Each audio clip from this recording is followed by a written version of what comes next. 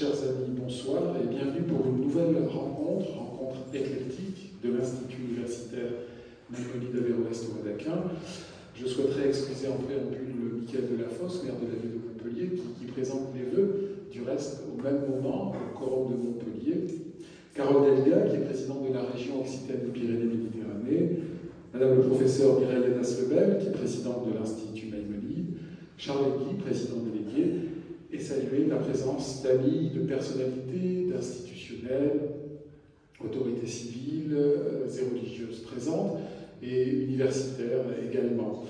En tout premier lieu, il m'est agréable de vous souhaiter une douce et heureuse année 2024, santé, joie, réussite pour vous et vos proches. Alors le mois de janvier 2024 nous offre un plateau de choix, car outre l'historien du Moyen-Âge Pierre Savy, que nous avons l'insigne honneur d'accueillir ce soir, autour de son ouvrage remarquable et remarqué, et notamment par le quotidien Le Monde, Les Princes et les Juifs en Italie de la Renaissance, qu'il vient de faire paraître aux éditions PUF, nous aurons l'honneur et le plaisir d'accueillir ce samedi, dans cette même salle, à 19 h, la journaliste de France Inter Sonia De Villers pour son ouvrage Les Exportés, qui est paru chez Flammarion, et le 30 janvier, la sociologue Martine Cohen, qui a écrit un livre passionnant, Fin du franco-judaïsme, point d'interrogation, quelle place pour les Juifs dans une France multiculturelle, qui est paru l'année dernière au PUR, non pas au PUF, mais au PUR, presse universitaire de Rennes. Alors Pierre Savy, que nous avons eu le plaisir d'entendre récemment en l'Hôtel des Trésoriers de France, et notamment la Société archéologique de Montpellier, dans le cadre des séminaires réguliers, des séminaires médiévaux mensuels, et donc historien du Moyen-Âge, il étudie les relations entre juifs et chrétiens, en particulier dans l'Italie de la Renaissance. Il a dirigé un ouvrage qui a rencontré un succès certain, peut-être l'avez-vous lu, en tout cas je vous engage à le lire, Histoire des Juifs, un voyage en 80 dates, de l'Antiquité à nos jours, chez PUF, il y a 3 ans. Alors ce soir, il va nous présenter Les Princes et les Juifs dans l'Italie de la Renaissance.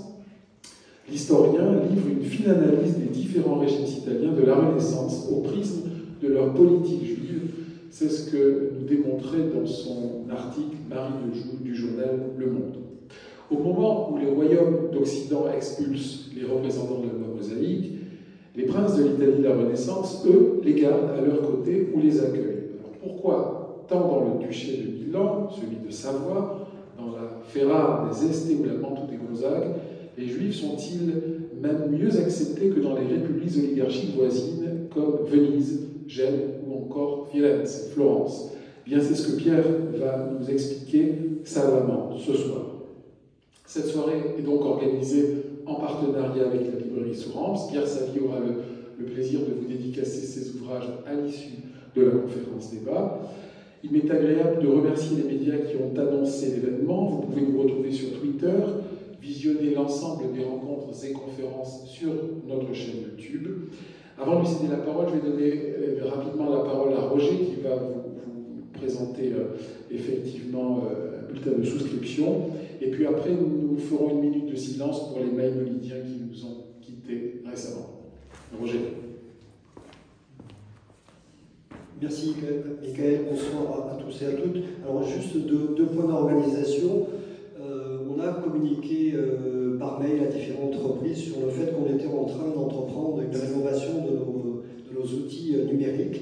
Et donc, pour la mise à jour de nos bases de données, on va faire circuler une feuille sur lesquelles on va vous demander d'inscrire nom, prénom, adresse mail et numéro de téléphone, de manière à mettre à jour nos bases de données. Donc je vais vous faire circuler cette feuille. Et deuxième élément d'information, on a également, lors d'un mail, rappelé, lancer un appel à l'adhésion à l'association, donc à l'Institut Maïmonide.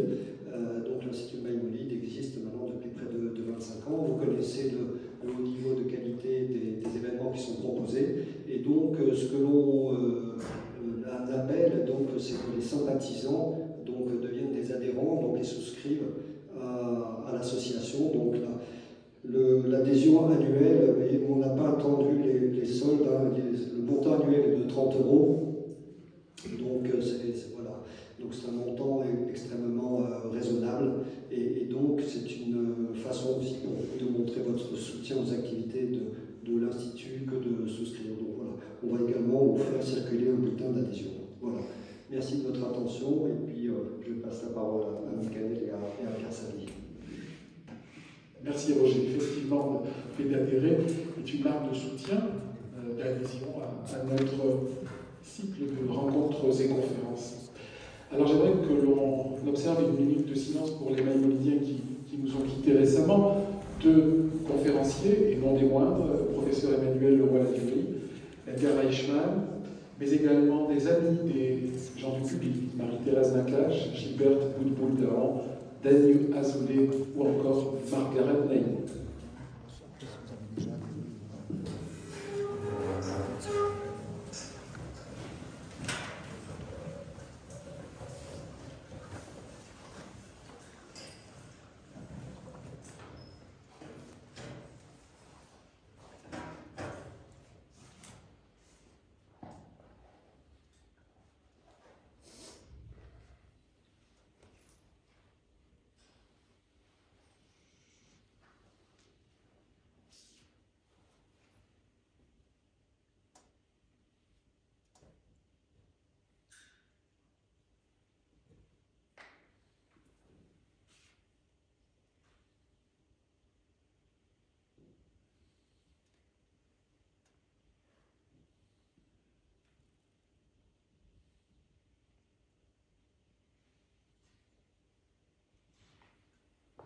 Je vous remercie.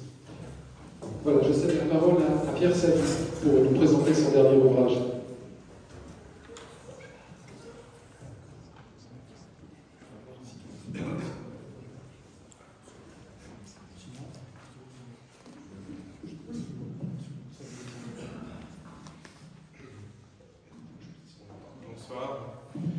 Bonsoir à toutes et à tous.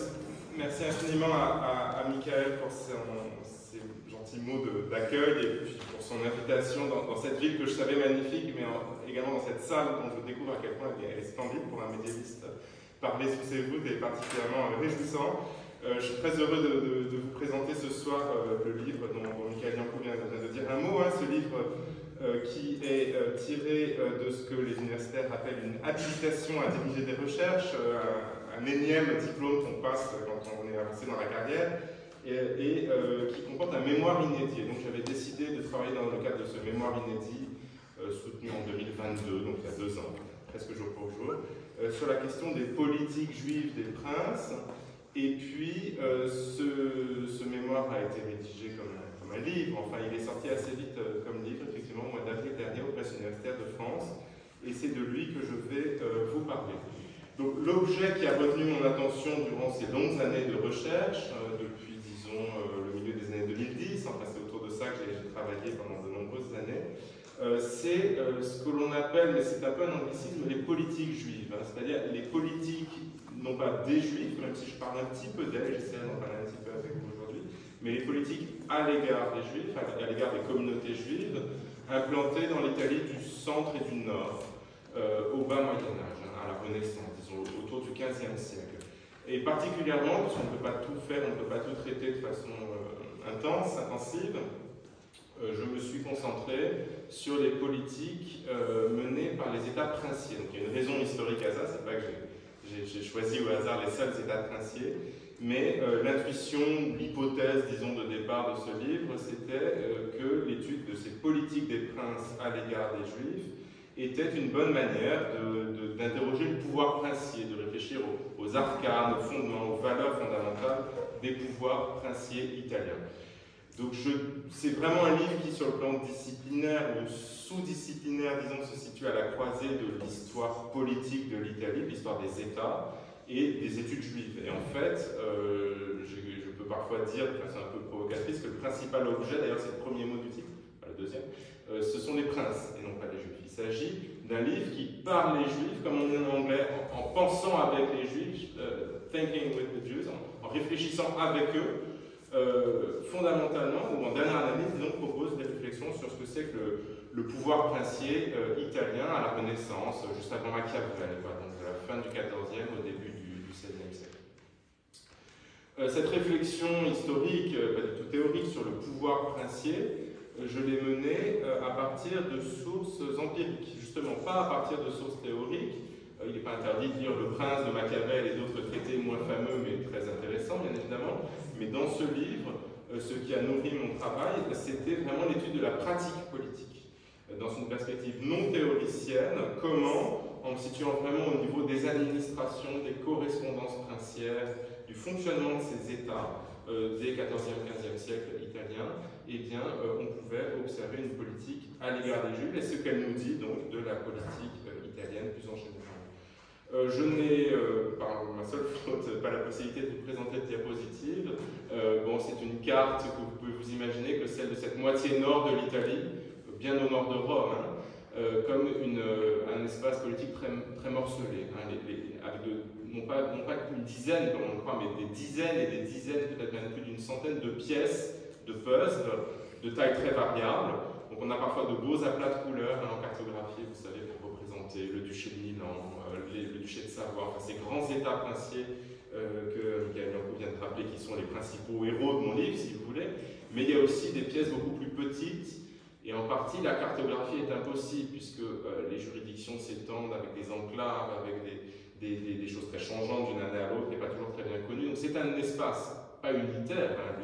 L'Italie comme pays unitaire, c'est seulement au XIXe siècle, mais très très loin de là, et vraiment composé d'une foule d'États de nature très différente, à l'égard desquels donc le regard de l'historien doit tenir compte de ces natures et de ces histoires et de ces matrices politiques très très différentes. Étudier les politiques juives, les politiques à l'égard des Juifs, il m'est apparu assez tôt que ça posait un problème, ça faisait courir un risque. C'est celui de la perspective du haut vers le bas uniquement, top-down. C'est-à-dire l'idée que les Juifs seraient, et c'est très souvent le cas, dans l'historiographie je pense que je prêche des convaincus, mais c'est un travers historiographique assez courant, d'envisager les Juifs dans l'histoire comme non pas des acteurs, mais comme des instances passives, des non-acteurs, des gens qui seraient le jouet de l'histoire. On parle de conditions juives, de sorts faits aux Juifs, c'est en partie légitime, ils sont en position d'infériorité, mais ils ont aussi une capacité d'action, ce qu'on appelle en sociologie une agency, une agentivité, une capacité d'agir, tout simplement. Et cette capacité d'agir, quoique j'étudie les politiques à l'égard des Juifs, j'essaie de la garder à l'esprit, et autant que faire se peut, et ce sera ce que je proposerai dans une des petites études de cas que je proposerai tout à l'heure, d'en rendre compte dans le livre. Une politique juive qui est donc informée, mise en place par les États princiers, mais dans laquelle les Juifs ont aussi leur mot à dire. Les interactions, les négociations sont visibles, ou en tout cas affleurent dans les documents que l'on sollicite, que l'on lit avec beaucoup de soin, et ces documents témoignent qu'il y a une agentivité limitée et spécifique, mais toutefois réelle, de la part de ces Juifs. À vrai dire, du côté du prince aussi se pose un problème de méthode, un problème un peu comparable à celui que je viens de vous exposer concernant les Juifs. On a vite fait de parler, notamment parce qu'on est nourri par le souvenir du livre immense de Machiavel, du prince, au singulier et par excellence, si vous voulez. En fait, il est inexact de considérer que c'est le prince le seul initiateur de la politique juive, et tous les grands historiens de la Renaissance italienne, historiens du nord de l'Italie qui ont travaillé sur ces sociétés politiques très très complexes, ont montré qu'il y avait plusieurs acteurs. Bon, typiquement, en fait, il y en a beaucoup plus que 3, mais en Italie, ça marche aussi assez bien en Espagne, on a coutume de dire que la société du temps, elle a comme acteurs principaux le prince, justement, mais aussi les villes, et aussi l'aristocratie territoriale. Mais en fait, il y a plein d'autres acteurs, des acteurs moindres, certes, mais qui jouent aussi un rôle dans la société politique, dont les Juifs d'ailleurs. Donc voilà, la politique juive, c'est un vaste compromis. Elle est mise en place par le prince, mais après beaucoup de discussions avec toutes sortes d'acteurs politiques qui disent ce qu'ils veulent. Nous voulons une présence juive, nous n'en voulons pas, nous n'en voulons plus, etc. Et puis d'autre part, toujours à propos du prince, donc j'ai dit qu'il était inexact de le considérer comme le seul acteur de la politique, et il est aussi inexact de considérer qu'il y a une politique. C'est une évidence que selon les territoires, et selon les époques que l'on considère, donc en faisant varier ces deux variables que sont le temps et l'espace, eh bien on observe des politiques différentes. Et justement, ce que mon livre essaie de faire, avec un plan surtout thématique, mais un peu chronologique au début et à la fin, c'est-à-dire l'attention à une flexion, à des flexions, à des inflexions, des changements.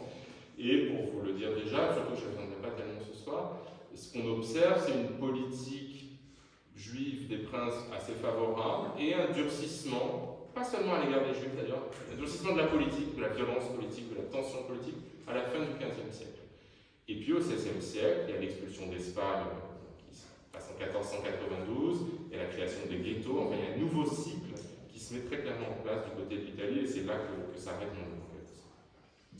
Donc une politique princière plurielle, variable, avec, c'est un exemple qu'on donne souvent, notamment aux étudiants quand on parle de la documentation médiévale, cette idée que ces documents princiers dont je suis amené à parler dans le livre, ce sont des documents dont le prince serait l'auteur.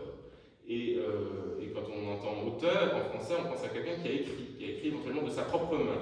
En fait, il faut rapprocher le mot d'auteur de la notion parente, étymologiquement, comme vous le voyez, d'autorité, et considérer que ces documents qui font la politique du prince, en fait, ce sont des documents qui sont rédigés éventuellement par des personnes que le prince ne connaît pas, par des employés de l'administration, par des employés de la chancellerie, du cadre, princière, du marquis, etc., qui tiennent la plume, qui font apposer le signum, le sceau, la signature du prince, mais qui donc bénéficient de son autorité. Donc c'est un prince un peu idéal, c'est pas forcément le prince, ce prince-ci, en chair et en os, qui agit, mais un pouvoir principal.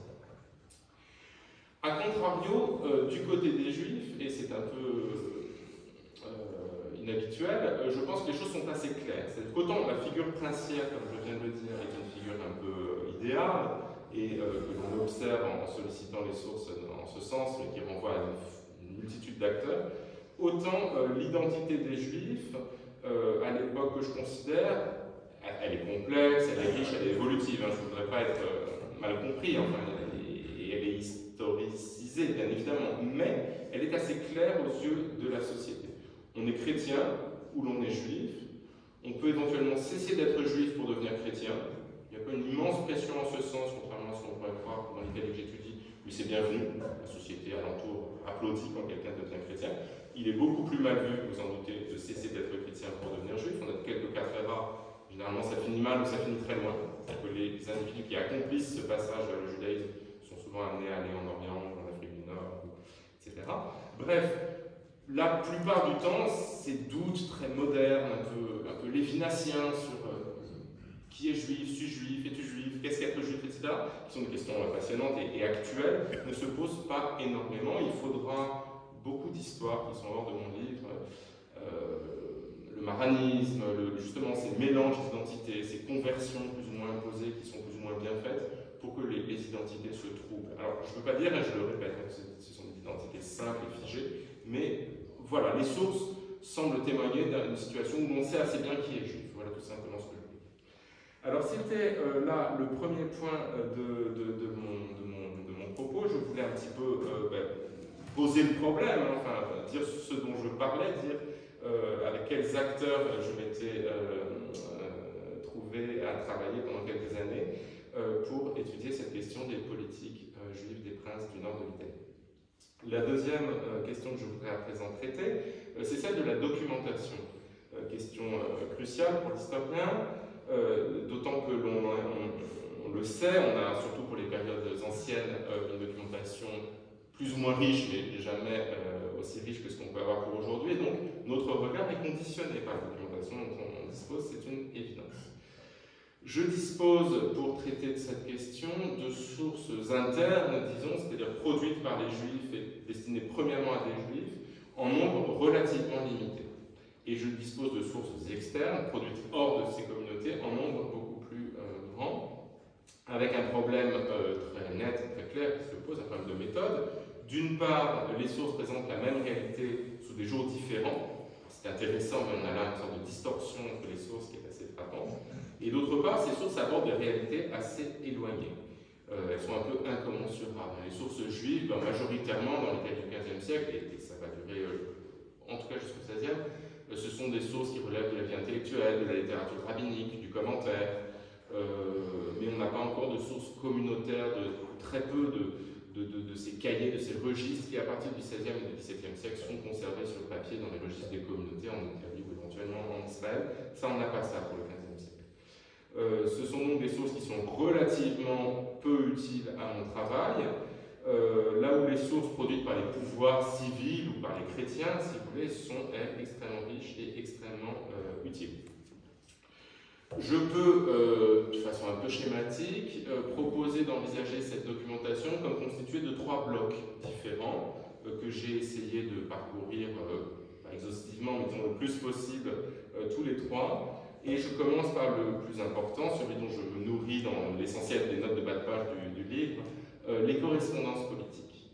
Ce sont des lettres adressées par le prince, entre guillemets, par le pouvoir princier, à ses officiers et à 1001 personnages de son État, et adressées par ces personnages au pouvoir princier. Donc un échange de correspondances très très abondant qui constitue dans les archives d'État des capitales des États princiers, Milan par exemple, des fonds importants, des fonds qui comportent des centaines et des centaines, des milliers de lettres, et qui rendent compte donc du fonctionnement de ces États princiers que j'étudie, avec des risques dont il faut être conscient, notamment ce qu'une collègue italienne a appelé d'un beau néologisme, une illusion étatico-centrique, enfin statocentrico. Le fait de placer au centre de la société politique cet État princier parce qu'il anime une correspondance qui est au centre d'un réseau de correspondance, mais c'est une représentation parmi d'autres. Et si d'autres archives aujourd'hui disparues nous étaient accessibles, on aurait sans doute une vision moins centralisée, moins avancée dans le processus de construction étatique, disons, que celle que l'on a. Correspondance politique, donc. Deuxièmement, les sources normatives ou contractuelles qui sont dispersées, qui sont parfois accessibles dans les correspondances politiques, mais qui sont d'une immense importance, pas qu'elles soient moins nombreuses. Ce sont des sources qui sont conservées par les appareils d'État, elles aussi, et qui sont des textes à valeur de loi, des statuts qui encadrent, pour un petit nombre d'entre leurs chapitres, la vie des Juifs dans une ville donnée. Des actes qui engagent les contractants. Les plus emblématiques de ces documents, et je vais leur consacrer un instant maintenant parce que c'est vraiment le document roi, même si ce que j'utilise le plus ce sont les lettres, donc les missives au sens tribal, les lettres.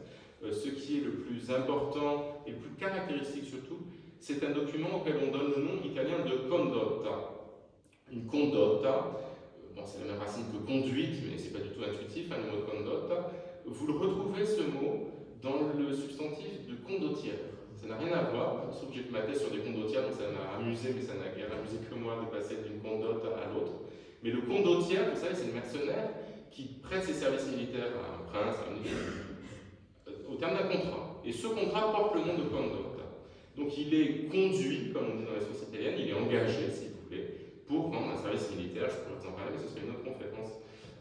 Les Juifs aussi. Les Juifs, quand ils arrivent dans une ville où ils ne sont pas présents, encore que, est-ce qu'ils y étaient présents? C'est pas très clair, a priori non, se voient proposer, mais en fait négocient, avec la puissance locale, autorité municipale, autorité seigneuriale, enfin, ça dépend des cas, un contrat qui fixe les modalités de leur présence. Combien de temps? Renouvelable tous les 2 ans, renouvellement tacite, qu'il faut dénoncer, ou pas. Les conditions de la vie juive sont garanties, je vous en lirai une tout à l'heure. Ce qui fait une vie juive possible, c'est-à-dire un cimetière, avoir la viande cachère, ne pas être obligé d'aller témoigner en justice le Shabbat, des choses très très importantes et un peu intemporelles, c'est bien qu'il n'y a rien d'intemporel, enfin qui s'inscrit dans une très longue durée, mais aussi le taux d'intérêt, la protection contre le baptême forcé, enfin un certain nombre de dispositions fondamentales qui permettent aux petits groupes de juifs venant s'établir typiquement comme prêteurs d'argent à intérêt. Je n'aurai pas le temps de beaucoup parler de ça, mais s'il y a des questions là-dessus, on en parlera parce que c'est un autre aspect important du livre, l'activité économique de ces gens. Donc, de venir s'établir dans une ville donnée.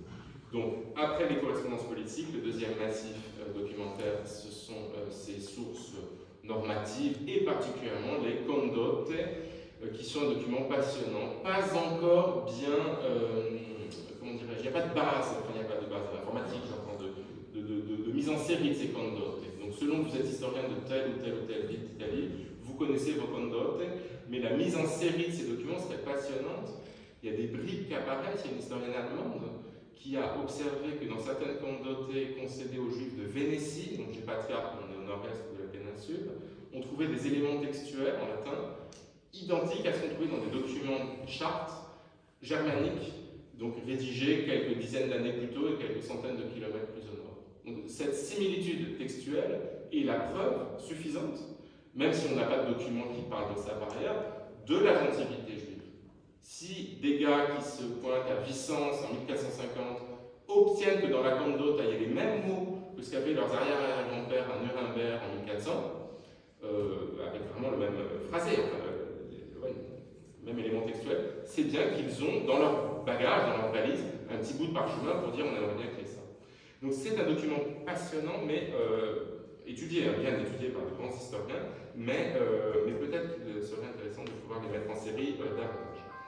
Le troisième et dernier ensemble documentaire sur lequel je me suis appuyé, ce sont les sources littéraires, comme disent les historiens, mais d'œuvres littéraires, j'en utilise en fait très peu, les sources narratives, les histoires, les chroniques, les chroniques éventuellement rédigées par des juifs, de façon postérieure, mais j'utilise une œuvre que certains ici connaissent fort bien, qui est La Vallée des Pleurs de Joseph Cohen, historien du XVIe siècle, qui dit quelques mots, très peu de mots, mais d'une grande importance, parce qu'ils sont justement écrits par un acteur qui vient du monde juif et parce qu'il est bien informé, même s'il démarque aussi beaucoup d'auteurs juifs ou chrétiens, mais massivement ce sont plutôt des historiens juifs chrétiens que j'ai utilisés, des chroniques rédigées en latin ou déjà beaucoup en vernaculaire, en italien, et qui me permettaient de traiter cette question de la politique juive en voyant le regard des chroniqueurs du temps sur elle. Est-ce que le petit nombre de chroniques et plus généralement de sources produites en milieu juif nous permet d'entendre une voix juive? Évidemment, c'est une question, on aimerait pouvoir répondre oui. En fait, on en entend assez peu, les choses sont différentes selon les lieux. On a l'impression que dans le Piémont, où il y a une documentation notamment rabbinique assez bien conservée, on entend un peu plus de choses qu'ailleurs, mais globalement, le déséquilibre documentaire est là et il est réel. Ces trois paysages documentaires différents et juxtaposés que je viens de vous présenter offrent un contraste assez net, spatialement, je veux dire. On en conserve pour les États des Est, donc la ville de Ferrare, et pas seulement elle, c'est un État en forme d'archipel qui est donc au sud de la République de Venise et dans la partie orientale de la plaine du Pô, si vous voulez. On y conserve beaucoup de condotte. Pour l'État milanais, l'État des Visconti et puis des Sforza, on conserve beaucoup de correspondances de ces lettres qui sont conservées dans un fonds extraordinaire qui est le Sforzesco, le fonds des Sforza à Milan, qui est un fonds très très riche. Et pour le Piémont, la partie italienne de la Savoie, si vous voulez, qui était un duché franco-italien, donc la partie la plus proche de la France, Turin, Chambéry, mais moi j'ai toute la partie italienne, beaucoup de sources de caractère fiscal. Donc on a une sorte de spécialisation qui tient au hasard de la conservation et à d'autres choses selon les régions. Mais globalement, on a une documentation riche et qui permet, me semble-t-il, de traiter la question qu'on se pose, c'est-à-dire celle de la politique juive des princes. Alors j'en viens à mon troisième moment, le cœur du... En fait, j'ai fait deux introductions, en quelque sorte, une introduction sur l'objet du livre, une introduction sur la documentation. Ce qui constitue vraiment le cœur de l'ouvrage, je vous mets un petit peu ici dans la cuisine de l'historien, c'est-à-dire comment on travaille, pourquoi on se pose une question, comment on se la pose, comment elle évolue. C'est la question de la bienveillance plus grande des princes à l'égard des juifs. Si je dois résumer le livre en une seconde, debout sur un pied, comme dans la Mishnah, c'est ça que je dirais. Les princes italiens, avec toutes sortes de modérateurs, de modélisateurs, tendanciellement, pendant un certain temps, ont été plus bienveillants à l'égard des juifs que les républiques. Ce fait-là est un fait que je n'ai pas découvert, qui était déjà connu et qui a été pointé avec beaucoup de clarté par de grands historiens, enfin les historiens d'Italie connaissent, et pas seulement les historiens des Juifs connaissent le nom de Cecil Roth, historien britannique qui a fait une histoire des Juifs, qui a fait toutes sortes de livres importants. Attilio Milano, Reinhold Müller, ce sont des gens qui sont plus spécialisés sur l'Italie, ont déjà, il y a 70, 40, 50 ans, noté que la bienveillance princière était assez nette. Alors qu'à contrario, du côté des républiques, il y avait une plus grande méfiance, voire un refus assez ferme de la présence juive. Quand on parle de prince et quand on parle de république, on parle de régime dont on ne doit pas, comment dirais-je, comprendre le sens de façon anachronique. Le synonyme, si vous voulez, de république, ce serait des régimes oligarchiques. Ce ne sont pas des régimes démocratiques où l'ensemble du peuple, ce que la typologie grecque ancienne appellerait des démocraties, si vous voulez. Ce n'est pas le démos, c'est le pouvoir, ce n'est pas non plus un seul, dans une monarchie. Entre un et tous, il y a quelques-uns. C'est l'état intermédiaire dans la typologie à trois types d'Aristote ou de Polybe, si vous voulez. Vous avez la monarchie, l'oligarchie et la démocratie, disons. Alors là, on est dans l'état intermédiaire. Donc ce qu'on appelle république, c'est ça. Ce sont des états dans lesquels un groupe d'individus, aristocrates ou non d'ailleurs, ont le pouvoir et l'exercent théoriquement au bénéfice de tous quand même. Il y a le bien commun qui est donné comme fin ultime de la politique dans tous les États italiens. Et ce constat, qui est le point de départ de mon livre, me paraît contre-intuitif. Donc ce qui m'a stimulé, c'est pas de faire ce constat, puisque d'autres l'avaient fait avant moi, je ne prétends pas avoir inventé cette chose, mais j'ai quand même voulu faire une sorte d'état des lieux, donc montrer que oui, il y avait une bienveillance princière plus grande, enfin très nette, et une situation bien différente de ce qu'on voyait dans la Bible, et essayer de comprendre pourquoi.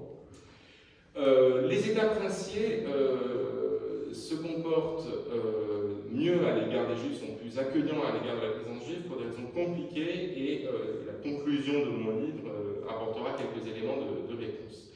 Je veux maintenant toutefois préciser ce que j'entends par État princier. Quand on se confronte à une multitude considérable d'États, comme je vous ai dit que c'était le cas dans l'Italie du XVe siècle, on a non pas une, mais 3, 5, 10 typologies possibles.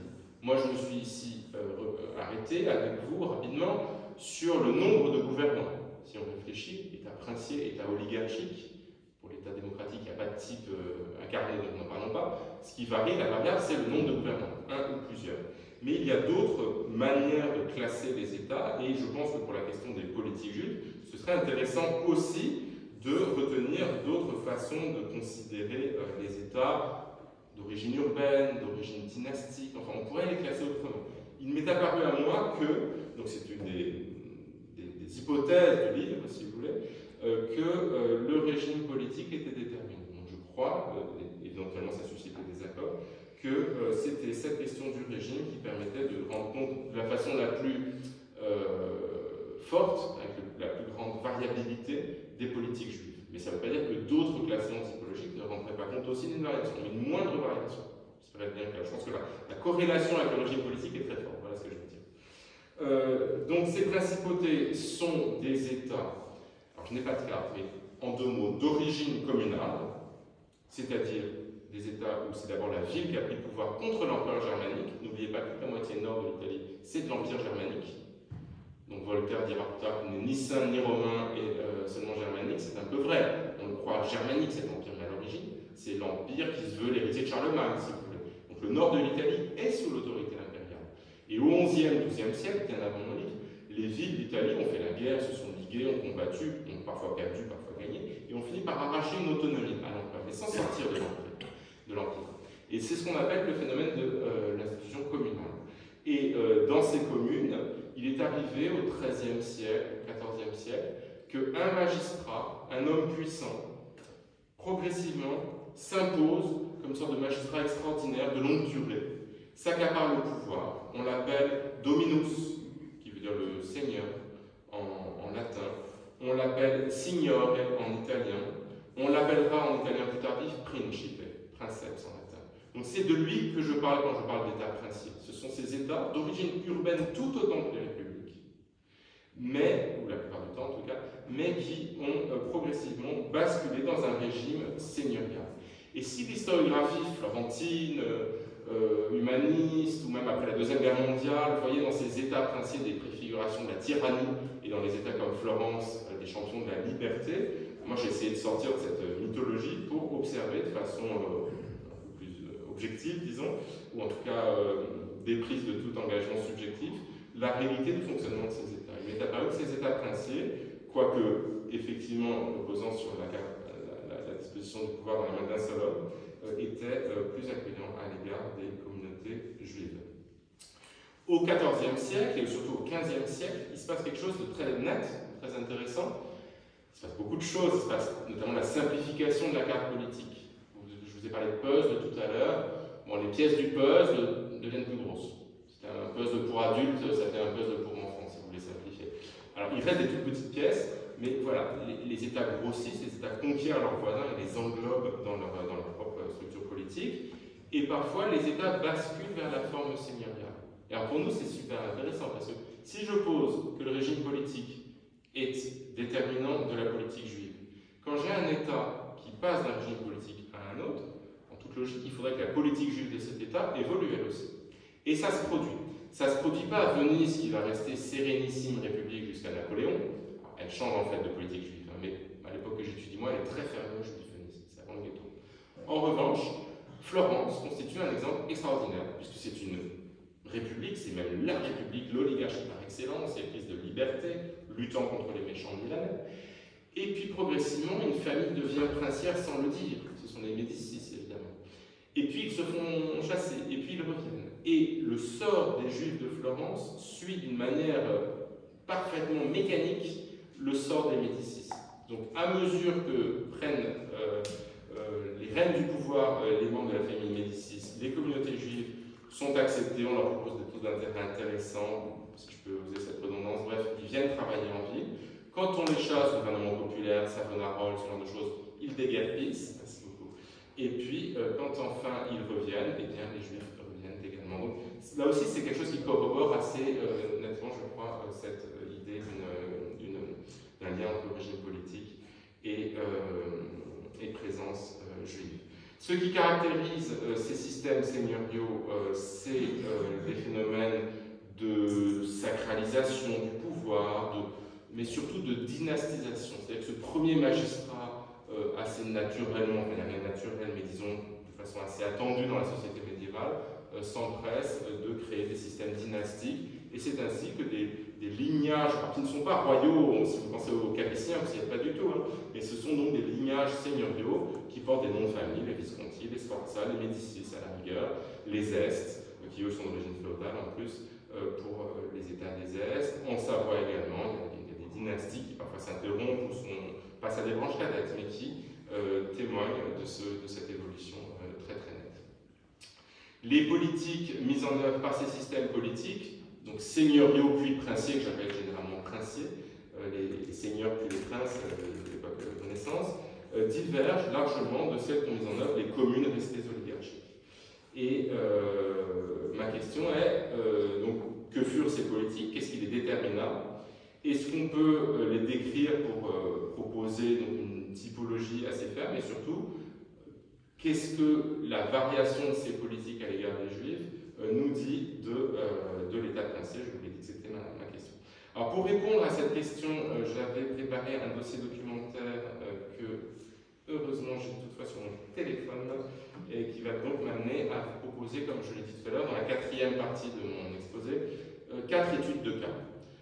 Avec des documents. Alors j'aurais vraiment aimé pouvoir vous présenter en tout cas le quatrième cas avec un tableau, mais une description de ce tableau qui devra vous suffire. Le premier cas dont je veux dire un mot dans cette quatrième partie, il concerne la ville de Pavie. Pavie se situe au sud de Milan, en Lombardie. Aujourd'hui, c'est une ville importante, mais assez secondaire par rapport à Milan, qui est une métropole européenne. Au Moyen-Âge et à l'Antiquité, ce n'était pas le cas. Pavie a été capitale impériale, a été le siège d'une immense université. Pavie est une ville très importante. Et en 1387, c'est à Pavie que, pour la première fois depuis un temps pas très précis, mais disons depuis assez longtemps, s'installent des Juifs qui bénéficient en 1387 de la première condotta. Vous vous rappelez ce que j'ai dit de ce contrat d'installation, la condotta lombarde. Ils en bénéficient des mains de Galeazzo Visconti. Alors, il n'est pas encore duc. Hein, attention, le duché n'est possédé que quelques années plus tard par l'empereur Venceslas, à Gian Galeazzo. Pour l'instant, ils sont vicaires, ils sont reconnaître, mais il n'y a pas encore de duché de Milan. Ce serait anachronique de parler de duché de Milan en 1387. Il y a un vicaire général impérial qui s'appelle Galeazzo Visconti, qui ne sera pas duc, malheureusement, ce sera Gian Galeazzo plus tard qui prendra le titre. et qui donc concède ici une condotta à des juifs originaires de Nuremberg, en Allemagne. Et le document me semble extraordinaire. C'est un document connu qui a été publié 2 ou 3 fois, dont on conserve la transcription dans un registre millénaire. On n'a évidemment pas la condotta remise aux autorités de Pavie ou aux juifs dont il est question, mais on a quand même une copie contemporaine dans les registres, puisqu'à cette époque-là, pour archiver, on copiait dans les registres absolument tout ce qui rentrait et ce qui sortait, dans des administrations bien tenues. La présence juive était attestée de façon sporadique et confuse avant. Voilà qu'ici, l'autorité seigneuriale s'exprime en plaçant les hommes auxquels s'adresse le document dans l'obligation de respecter les chapitres de cette condotta. Et, comme je l'ai dit tout à l'heure, vous vous rappelez, les sources normatives sont parfois insérées dans des sources narratives. Alors ici, ce n'est pas vraiment le cas, mais on a une source publiée par le seigneur de Milan, et dans celle-ci, il insère, comme on dit, c'est-à-dire qu'il copie les chapitres concédés aux Juifs. Donc je vous en fais la lecture, c'est en latin, mais je l'ai traduit en français. Pas extensive, mais presque. Il vous montrera un gros tiers du document. Et puis je m'arrêterai progressivement, mais enfin, ce que je vous en dirai constituera une partie essentielle du document de 1387. L'incipit est le suivant. Nous, Galeazzo Visconti, comte de vertu de Milan, etc., vicaire général impérial. Point. Il n'y avait pas de salut, mais ça tient lieu dans le temps. Nous faisons savoir à tous ceux qui verront ces lettres que c'est une notification. Faire savoir, ça veut dire que ce sont des lettres adressées à quiconque les verra. Et voici l'essentiel que j'ai mis en rouge sur ma diapositive virtuelle. Ayant reçu les chapitres ci-dessus écrits par les Juifs, Menelmo, Isaac, Vinelmo, frère, et un autre Isaac, qui demandent, avec un certain nombre d'autres Juifs, à venir habiter dans les villes et terres placées dans notre seigneurie, nous avons confirmé et approuvé ces chapitres. Si on fait de la diplomatique, on a ici la teneur. La teneur, c'est je fais savoir à qui verra ma lettre que j'ai approuvé les chapitres. Mais ce qui m'intéresse, puisque je m'intéresse aussi à la gentilité, comme je vous l'ai dit tout à l'heure, c'est qu'il y a là une action de la part des Juifs de Nuremberg. Menelmo, Isaac, Vinelmo et l'autre Isaac, et d'autres encore qui ne sont pas nommés, ont adressé une proposition, un document préparatoire, qui est perdu bien sûr, à la chancellerie de Galeazzo, qui l'a approuvé. Il continue, je reprends la citation. Nous sommes contents, satisfaits, comme vous voulez, qu'ils puissent venir habiter dans ces villes et terres qui sont à nous, à leur convenance, avec des accords et conventions qui sont plus précisément exposés dans les chapitres en question. Fin de citation, et un peu plus bas, je cite. La teneur de ces chapitres suit, tenoris infrascripta videlicet, c'est toujours le uius tenoris videlicet, en voici la teneur, ci-dessous je copie le contenu de ces chapitres, et donc effectivement il copie les chapitres. Je continue la lecture. La teneur de ces chapitres suit sous cette forme, à savoir de point, en premier lieu, petunt exemptionem. Il demande l'exemption. Donc là encore, le fait d'employer le verbe demander signifie qu'il y a une action, une agentivité, une sorte d'exigence ou de proposition négociée de la part des Juifs de Nuremberg. Il demande l'exemption de toutes les charges, tant réelles que personnelles, mixtes, excepté toutefois les octrois et les galeries. De même, premièrement, exemption fiscale. Qu'ils puissent, deuxièmement, prêter et concéder de l'argent suprême à tout prix qu'ils voudront et le mieux qu'ils pourront. Autoriser le prêter à l'intérêt, et on ne statue pas sur le taux. Le marché le fera, mais le libre marché.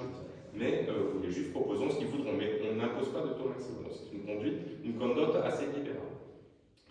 Un peu plus bas, les documents qui renvoient à la vie juive, je les ai évoqués tout à l'heure, donc je lis un peu plus vite. Qu'il leur soit donné un cimetière hors de la ville, une synagogue en ville, une habitation où ils pourront demeurer à leurs frais. De même que leur soient vendues des viandes et d'autres victuailles au même prix qu'elles sont vendues aux autres, qu'aucun de leurs enfants ne soit forcé à être baptisé s'il a moins de 13 ans. S'il arrive qu'ils doivent prêter serment, qu'ils le fassent sur le livre de Moïse comme c'est leur coutume, car ils le respectent davantage, et là c'est amusant.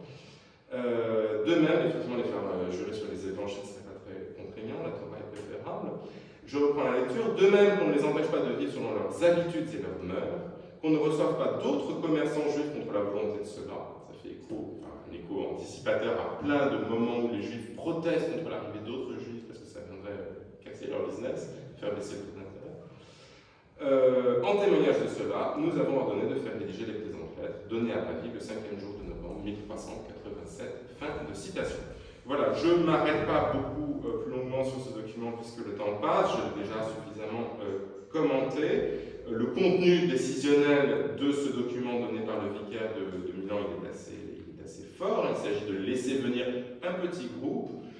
Les sociologues, géographes de l'immigration parlent parfois d'éclaireurs, de scouts. Si un quartier est occupé massivement par une population de telle origine, parfois c'est parce que, pour venir de Bretagne, il faut être vers Montparnasse, enfin, je parle en parisien, mais parfois c'est arbitraire. On se dit, mais pourquoi il y a tant de gens venant de ce pays-là, dans ce coin-là?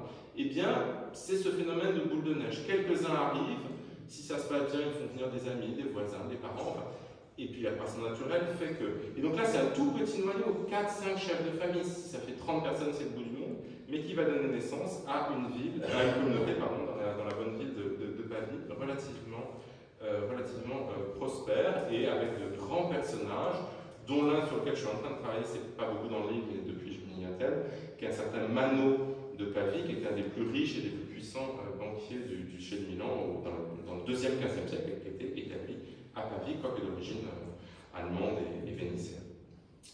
Le deuxième cas dont je vais vous parler un peu plus rapidement, c'est un fragment de lettre, mais les historiens parfois trouvent beaucoup de plaisir à surexploiter un tout petit fragment de lettre. Il se passe dans la ville de Lodi, toujours dans le duché de Milan, en 1453. Enfin, l'histoire se passe à Lodi en 1453. Je cite cette lettre, conservée dans les registres des missives, donc expédiées mais copiées à Milan, à l'archive de Stato de Milan. Nous avons reçu votre lettre à propos de l'affaire d'un juif qui voulait venir habiter à Lodi et tenir une banque. Une banque, c'est-à-dire une échoppe de prêt. Un banco, c'est juste le lieu, ça peut être une tente, ça peut être une table qui ressemble un peu à celle-là. Parfois, c'est dans un bel intérieur, comme sur la prédelle de Paolo Uccello, enfin, peu importe, c'est l'institution de prêt d'argent qui voulait tenir une banque et bénéficier des chapitres, la condotta, dont bénéficient les autres juifs. Là-dessus, l'histoire devient assez saisissante. Je continue. Ce juif a une bonne réputation et voulait venir en échange et à la place d'Emmanuel, qui est devenu chrétien. Donc, il s'est converti, il cesse d'être prêteur. Non pas qu'il n'y ait pas de prêteur chrétien, il y en avait plein, mais lui, c'était un juif prêteur, une fois converti, il a changé de métier. Chose qui apparemment ne vous satisfait pas, dit le duc, parce qu'il dit à ses interlocuteurs, les gens de Lodi, vous dites qu'il y a déjà trop de juifs. Et alors là, la citation me paraît d'une immense importance, quoiqu'elle soit méconnue. Nous sommes d'un autre avis. Quand le duc vous écrit ça, généralement, il faut filer droit. Nous sommes d'un autre avis. Contradiction frontale des députés de Lodi, donc de la petite élite politique locale, de la part du duc de Milan en 1453. Plus il y a de juifs, meilleur et plus avantageux c'est pour les citoyens. Car l'un et l'autre juif, pour que sa banque fonctionne mieux, va consentir un intérêt plus avantageux sur l'argent qu'ils prêteront. Et ainsi, ils rendront plus importantes les entrées fiscales pour la ville, et il s'ensuivra plus de gains et de bénéfices pour les citoyens s'il y a beaucoup de juifs que s'il y en a peu. Fin de citation. Je crois que ça ne mérite même pas de commentaire. En fait, la conception de la part du prince, c'est-à-dire de quelqu'un dans la chancellerie ducale, est-ce que Francesco Sforza a relu ce document, j'en sais rien. La conception de l'utilité économique, de l'opportunité de cette présence juive, indépendamment de toute question religieuse, c'est pas bien ou pas bien, les ennemis de Dieu ou le multiculturalisme, tout ça est parfaitement absent. Évidemment, c'est anachronique. En revanche, l'idée que ce soit utile, que plus il y en a, mieux c'est, me semble extrêmement intéressante et témoigne de ce que, dans certains cas, les acteurs politiques, comme ici le duc de Milan, avaient une forte conscience de l'opportunité d'une présence juive. Le troisième petit moment que je veux vous raconter, qui met en scène lui aussi l'action princière à l'égard et en faveur des Juifs, il nous fait quitter les domaines lombards, Pavie et Lodi, c'est sous l'autorité du duc de Milan, pour nous faire aller à Ferrare. Ferrare qui occupe, alors je n'ai pas tant développé, mais dans l'histoire juive, sans doute certains le savent ici, une grande place. Enfin, c'est une ville qui s'est toujours signalée un peu comme Livourne par son extraordinaire hospitalité à l'égard des Juifs. Mais il y a quand même des antisémites dans la ville, même si le pouvoir princier se montre accueillant. Et un chroniqueur chrétien, bien sûr, de l'époque, auteur du journal de Ferrare, Diario Ferrarese, un certain Zambotti, raconte une histoire qu'on voit répéter, qui est un peu archétypale. Alors, je ne dis pas qu'il l'a inventé, mais il y a une sorte de schématique qu'on retrouve dans 3-4 autres cas, c'est vraiment assez stupéfiant. Je vous lis le paragraphe, traduit de l'italien. Une rumeur se leva en ville contre les Juifs de Riva, c'est un quartier de Ferrare, qui tiennent une banque en face de l'auberge de l'Ange. Selon cette rumeur, ils avaient tué un petit enfant pour le crucifier. C'est une accusation de meurtre rituel, sachant qu'en 1475 à 30, dans le nord de l'Italie germanophone, il y avait eu une affaire de meurtre rituel, Simon, on avait fini par exécuter des Juifs, puis finalement on s'est rendu compte que c'était pas eux les coupables, etc. Je reprends la lecture. Si bien que le seigneur, Messire Sigismondo d'Este, qui n'est pas le prince, qui est son parent, vers 15 heures, monta à cheval et alla à la dite maison, et y constata qu'un grand nombre de personnes y avaient accouru. Elle voulait arracher les portes des 10 juifs par la force, entrer dans leur maison, si bien qu'avec des pierres, les juifs eux-mêmes se défendaient. Là, la gentilité juive, c'est juste éviter le lynchage ou le pillage en jetant des pierres, mais non, c'est déjà ça. Messire Sigismond fit cesser le tumulte. Sur ces entrefaites survint le duc, qui, par une proclamation publique, ordonna à chacun qu'il devait s'en aller sous peine de la fourche. Parce que sa seigneurie voulait, donc le duc, voulait régler, le duc de Ferrare, voulait régler cette affaire, et nul ne devait molester les juifs ni leur maison. Je continue la lecture, il y a une scène assez extraordinaire. Quand un homme répondit alors au duc, donc citation dans la citation, « Seigneur, il faudrait tuer ces exécrables juifs », fin de citation. Sur ce, le seigneur, donc le duc de Ferrare, sortit son épée pour le frapper, et celui-ci, aussitôt, prit la fuite discrètement. Il disparaît dans la foule, il ne se fait pas tuer, séance tenante. Voyons le duc sortir son épée, il a quand même préféré filer doux. Et la fin du passage de Zambrotti est extraordinaire. Le seigneur craignait que l'on fît un scandale, le scandalo, tumulto, le bazar, le désordre. Les princes détestent ça. Les princes veulent que l'ordre règne. Il y a des historiens marxistes qui ont beaucoup insisté sur une espèce d'échange qui se noue entre les bourgeoisies marchandes et les princes dans cette époque-là. C'est un peu hors sujet, mais pas tant que ça finalement. On préfère que l'ordre règne, et donc on est prêt à concéder une partie de ses libertés aux princes du moment que la police est bien armée et fait régner un ordre implacable. On n'est pas dans un Moyen-Âge fantasmatique de désordre, de violence, d'homme à homme, à longueur de temps. Il y a une violence, très très visible dans les sources, mais il y a aussi un ordre qui règne, et donc les princes ne sont pas follement épris des juifs. Il ne s'agit pas de sentiments, du moins pas toujours, parfois oui, mais parfois c'est juste pragmatique. Ils veulent que l'ordre règne. Et donc le scandale, le tumulte lui sont détestables. Et c'est ainsi qu'il fait tout pour que cesse le scandale. Mais je reprends ma phrase que j'ai interrompue en son beau milieu. Le Seigneur craignait que l'on fît un scandale et que l'on mit au pillage la banque, donc des juifs, les attaquants, où sont conservés les biens des citoyens et des gentilshommes et aussi de la maison de Thèse. C'était aussi leur propre intérêt que de ne pas voir les gages, puisque je vous rappelle, je n'ai pas eu le temps d'en parler en détail, que ces juifs qui prêtent de l'argent à un intérêt colossal, on pourra expliquer pourquoi et comment si on a le temps, mais c'est secondaire par mon propos, important, un intérêt important, sur gage, parfois sur charte, sous carte, mais le plus souvent sur gage. Donc, on remet un objet qui ne doit pas être un objet sacré, c'est pas joli de donner un calice ou une relique, qui ne doit pas, et qui a une valeur plus importante que la somme prêtée. Bien évidemment, sinon on pourrait se faire la main, on donne une montre qui vaut 50 €, on emprunte 500 € et le juif ne vous voit plus jamais. Donc, le gage, c'est un objet précieux. Si je veux emprunter 1000 florins, il faut que j'apporte un objet qui vaut plus de 1000 florins. Donc c'est un objet précieux. Et donc il y a aussi cette espèce d'ambivalence que Zambrotti dépeint assez bien. Et il s'agissait aussi de ne pas laisser piller un objet où sont conservés les biens des citoyens et gentilshommes et aussi de la maison d'Est. Le quatrième et dernier cas que je voulais évoquer est emprunté à l'histoire d'une autre construction politique encore, celle des Gonzague, sur lesquelles il y a une documentation riche, moins riche toutefois concernant l'histoire juive qu'elle ne l'est à Ferrare ou dans le duché de Milan, mais intéressante. Et il y a surtout ici une documentation iconographique extraordinaire. Alors, je ne peux pas vous la présenter. Je vous invite, si vous en avez la curiosité plus tard, à regarder ce très beau tableau qui est la Madone de la Victoire de Mantegna, qui est conservé au Louvre. Mais ce n'est pas tout à fait de lui que je vais parler aujourd'hui, même si j'aurais bien aimé vous le faire voir. C'est plutôt que de la Vierge de la Victoire de Mantegna du Louvre, d'un tableau assez secondaire, mais qui est lié lui aussi à cette même histoire qui se passe à Mantoue autour de 1493. Alors, très honnêtement, je ne peux pas m'arroger des trouvailles que je n'ai pas faites. J'espère ici avoir un apport interprétatif, je n'ai pas d'apport cognitif, c'est-à-dire que c'est une histoire qui est connue, qui est extraordinaire. En plus, elle met en scène Mantegna, qui est un écrivain fan de la Renaissance, donc voilà, ça a été balisé. Moi, j'en parle parce que je l'inscris dans ma perspective interprétative, mais c'est une mésaventure qui est fameuse. Et cette mésaventure, elle a été vécue par un juif important de la ville de Mantoue, un juif de premier plan, un peu comme Manot de Paris dont je vous parlais tout à l'heure. Ce sont toujours des hommes, après c'est toujours des hommes. Il y a beaucoup de femmes dans les sources qui tiennent des barmes, qui parfois qui ont une forte capacité d'action, peut-être un peu plus grande que les chrétiennes à la même époque, on pourra en reparler.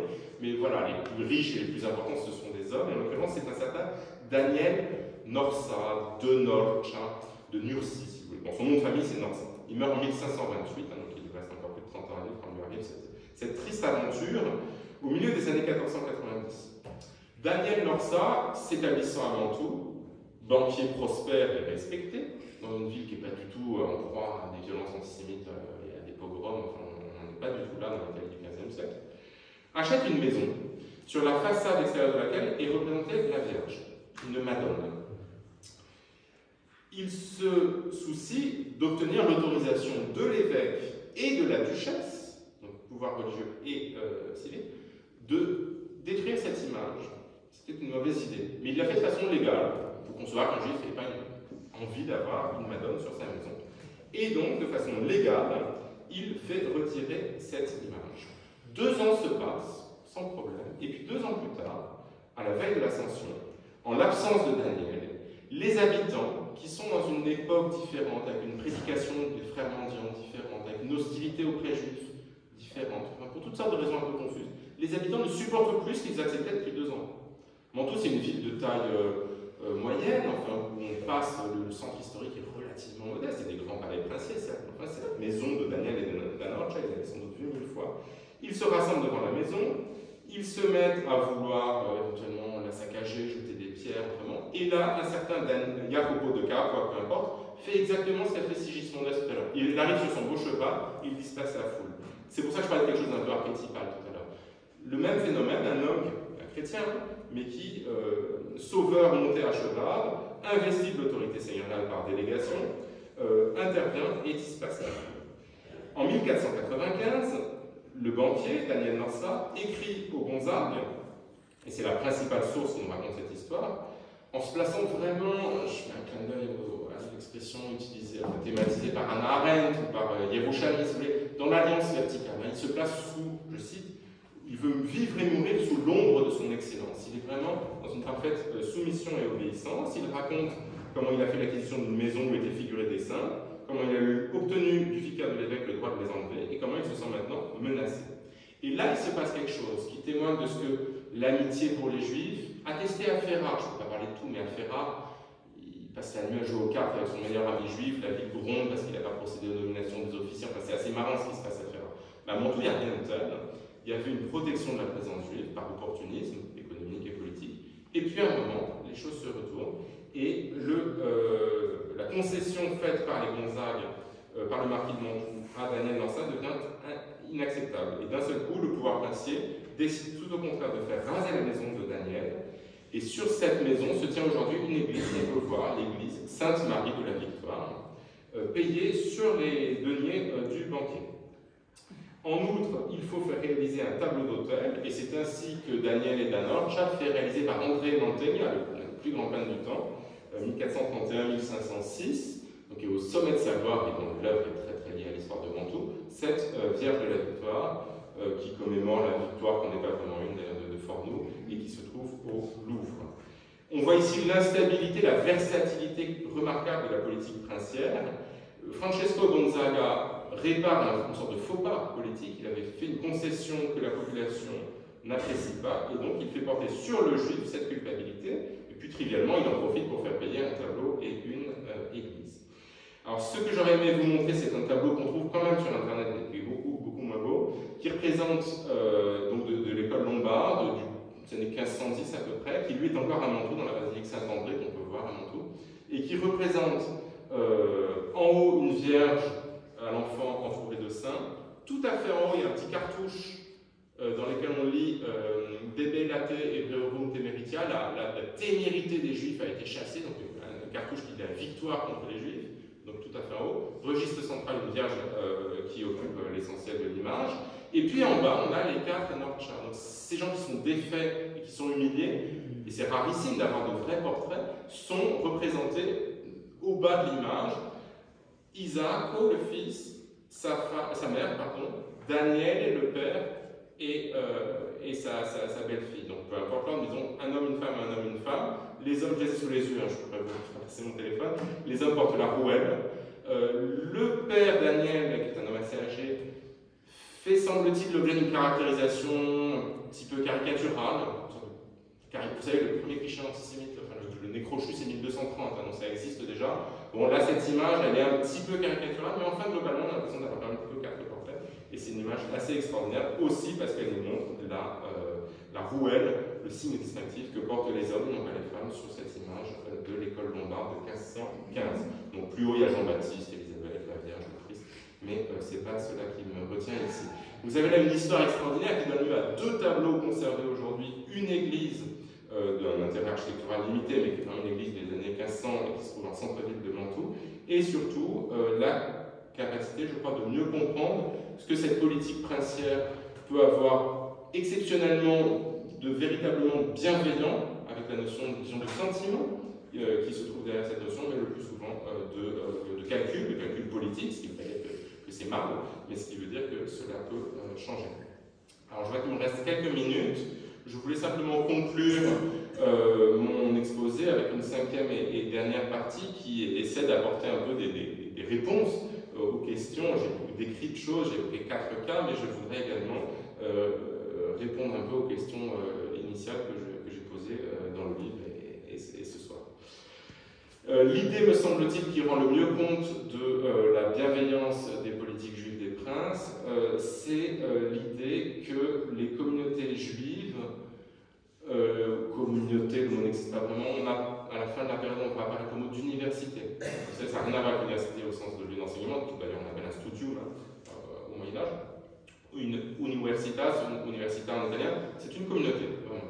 Un groupe d'individus liés par un statut, bénéficiant de privilèges au sens de l'Ancien Régime, et les Juifs sont l'une d'elles. C'est ça, en fait, la thèse de mon livre, c'est ça, c'est que les Juifs sont une communauté, non pas comme les autres, mais parmi d'autres différentes des Juifs. Une communauté de vallées, une communauté professionnelle, une communauté de ce que le grand historien italien Kitolini appelait les quasi-villes, ces villes qui ne sont pas sièges épiscopal, mais qui ont le rayonnement économique d'une petite ville. Donc, cette articulation, pour faire un italianisme, cette capacité de faire travailler ensemble dans un système politique complexe plusieurs communautés, plusieurs corps particuliers. Le maître mot qui rend compte, me semble-t-il, de cette bienveillance des politiques princières, c'est ce mot de particularisme. Et ça a été une surprise pour moi de rencontrer dans les sources les Juifs bénéficiant d'espaces de particularisme avec parfois le même lexique que les condottières et feudataires que j'avais étudiés dans mon doctorat. J'ironisais tout à l'heure sur la condota des condottières et la condota des Juifs, mais finalement, une de mes surprises a été de voir le prince qui certes réduit à la diversité en imposant son autorité, mais qui concède à ces particularismes les mêmes espaces d'autonomie et donc intègre assez facilement à son cas politique, si vous voulez, les Juifs. Là où les républiques du temps sont plus exigeantes sur le plan de la religiosité, sont beaucoup plus réceptives aux messages religieux, sont plus sensibles à la concurrence économique aussi, puisque dans les républiques, il y a des milieux marchands qui peuvent voir venir d'un mauvais œil, venir les Juifs qui agiraient comme prêteurs sur place. Bref, les États princiers se montrent plus capables d'intégrer cette présence.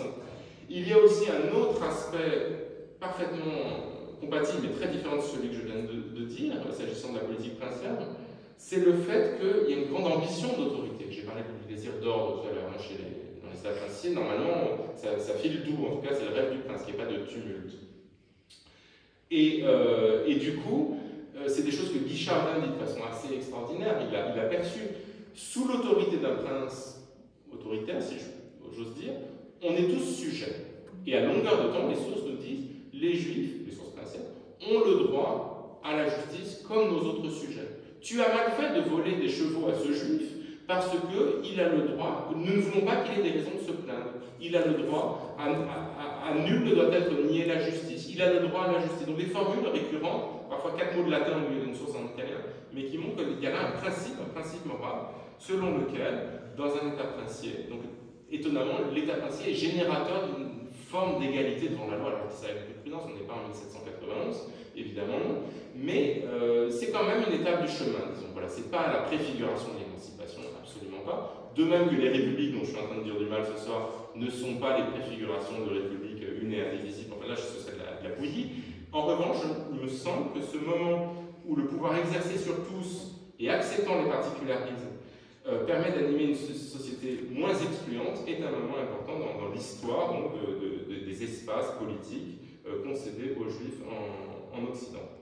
Les programmes politiques princiers sont moins sensibles, je l'ai dit, aux impératifs moraux que le sont les républiques. Du coup, le non-interventionnisme religieux des princes est presque un acte de pouvoir. C'est un peu paradoxal, mais je ne crois pas que je sombre dans le bout du paradoxe. Si vous avez un dispositif dans lequel l'Église, pour autant que ça veut dire quelque chose, le pape, les frères mendiants sont très énervés, invite à la conversion, et bien dire « je suis prince », et je n'en tiens pas compte. D'ailleurs, si je veux dispenser de la rouelle tous les juifs de mon duché, j'ai bien le droit, je fais ce que je veux, c'est un acte de pouvoir. Donc ne pas agir est une forme d'acte de pouvoir sur le plan religieux. Il y a des exceptions. Je ne parle pas de l'État monarchique français parce que c'est tout à fait autre chose, c'est un roi, il a une mission sacrale tout à fait différente. Mais en Savoie, est-ce que c'est parce qu'on est un peu en France, je ne sais pas, on est plus réceptif à la dimension religieuse et donc à la mission religieuse du pouvoir. Mais c'est vrai que ces princes italiens, dans la plupart des cas que j'ai étudiés, sont relativement peu sensibles à cette mission politiquement.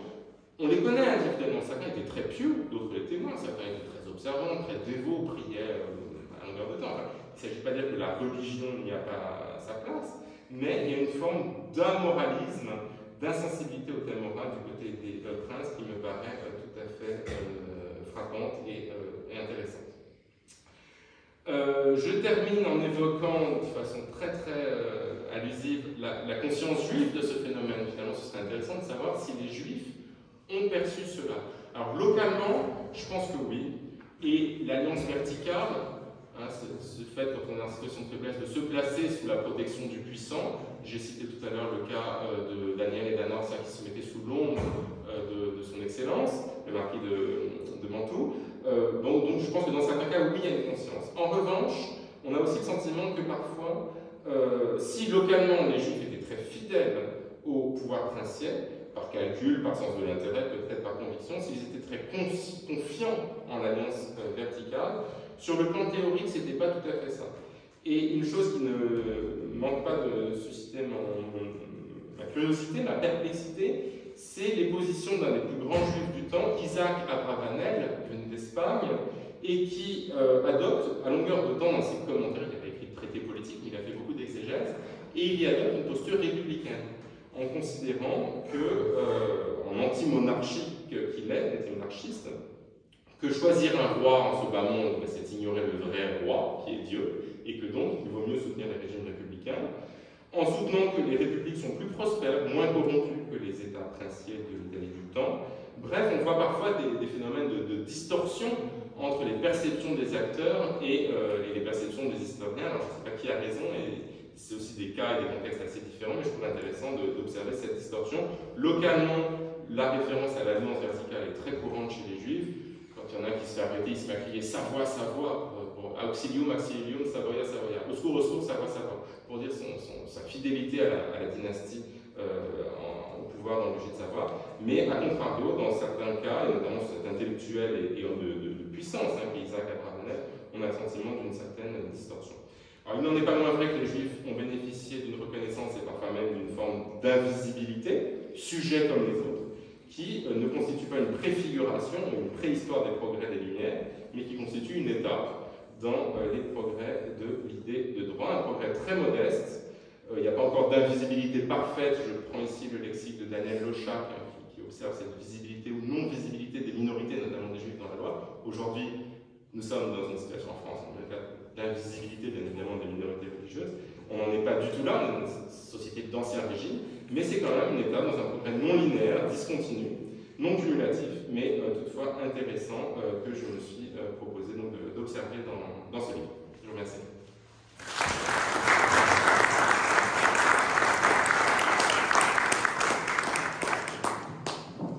Merci, cher Pierre, pour cette belle communication. Les princes et les juifs dans l'Italie de la Renaissance, qui vient de paraître aux éditions Presse universitaire de France, que notre conférencier aura le plaisir de vous dédicacer. Vous y percevrez la politique juive des princes, effectivement, mais c'est aussi une analyse très fine des différents régimes médiévaux. Quelle est la place de ces représentants de la loi mosaïque, souvent instruments du pouvoir, outils du pouvoir?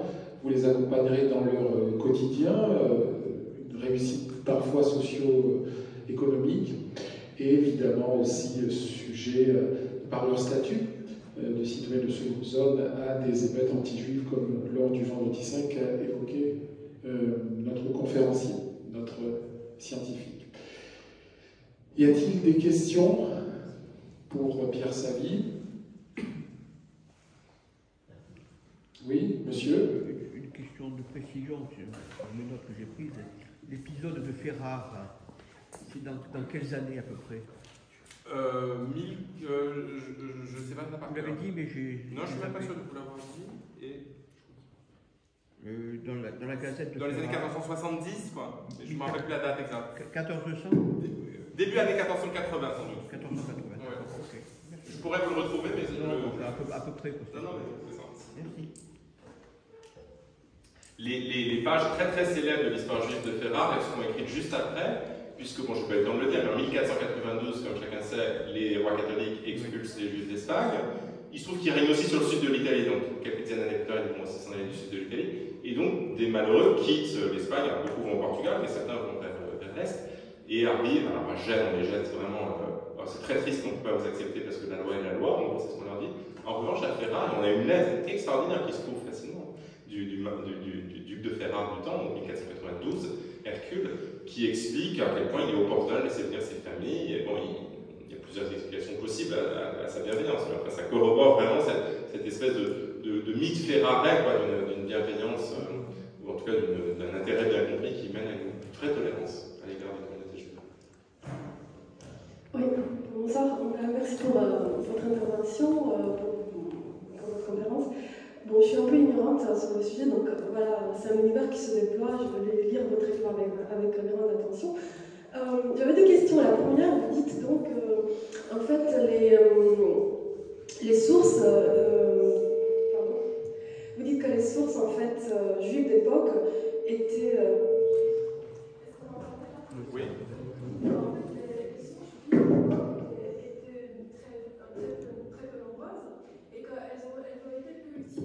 Alors la question que je voulais vous poser, est-ce qu'elles vous ont été peu utiles parce qu'elles étaient trop peu nombreuses, ou par rapport à la teneur, par rapport au contenu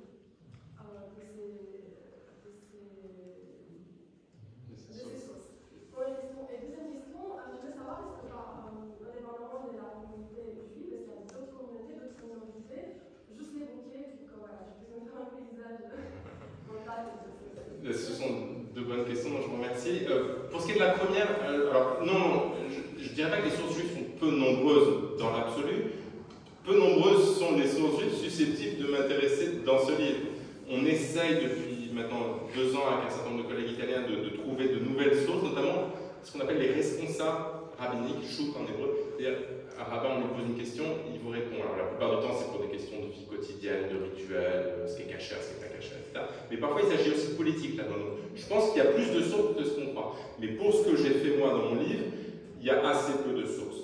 En général, donc dans votre alternative, je reste encore sur la première question, c'est pas qu'il y en a peu, c'est qu'il y en a peu pour mon thème dans mon livre.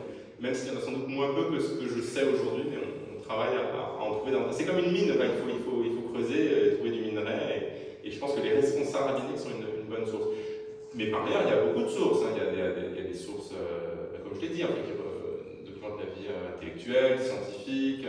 Il y a des sources de commentaires, évidemment, il y a des sources de la tradition. Il y a quand même une production littéraire, exégétique, de commentaires qui est assez importante. En Italie, notamment au XVe siècle, il y a toutes sortes d'œuvres littéraires, des grands auteurs, Moshe D'Arieti, Sforno, enfin, il y a des grands personnages de la vie intellectuelle juive du XVe ou du XVIe siècle, mais ils ne disent pas grand-chose pour ce livre.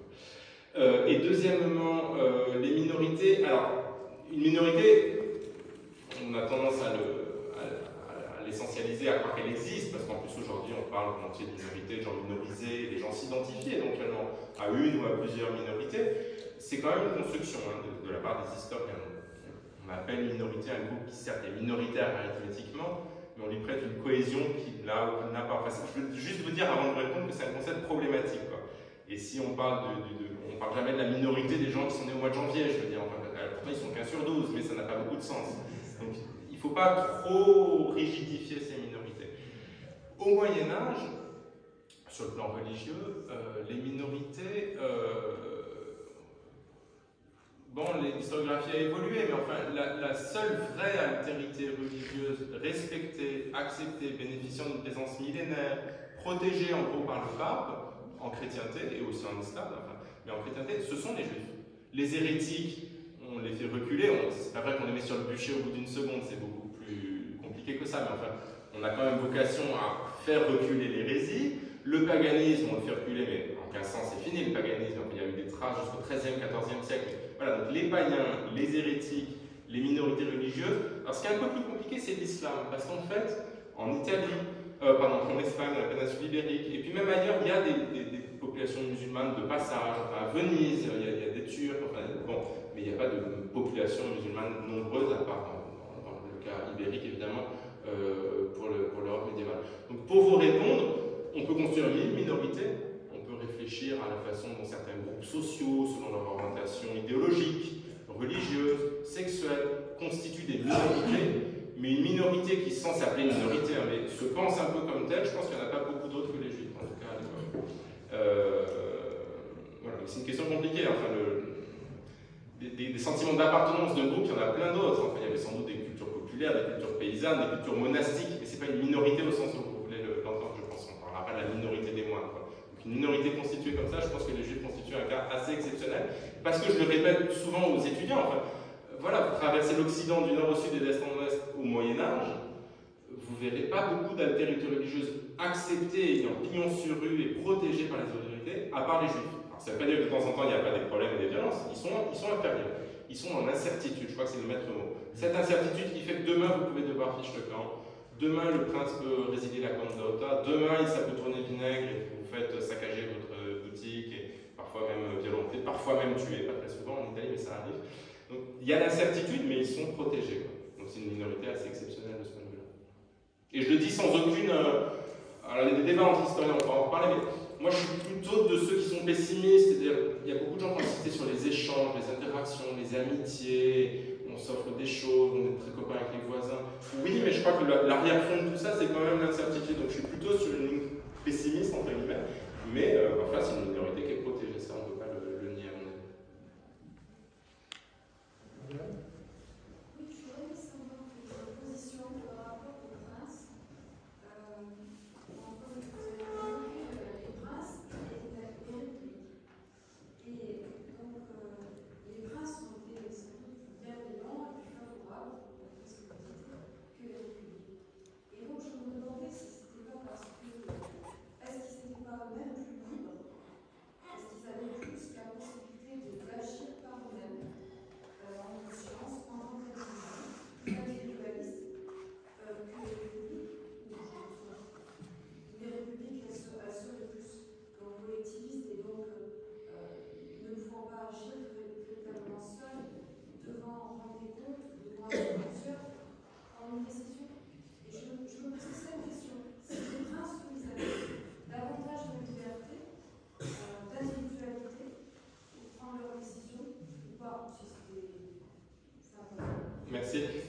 J'ai un tout petit peu dit ce que vous venez de dire, j'ai dit sans doute un peu trop vite, mais quand je parlais de la religion et de la liberté de ne pas forcer les juifs à se convertir, de ne pas mettre en œuvre des dispositions, le 4e concile de Latran en 1215, donc il y a fort longtemps, enfin 250 ans avant ce que je raconte, a dit qu'il fallait un signe distinctif.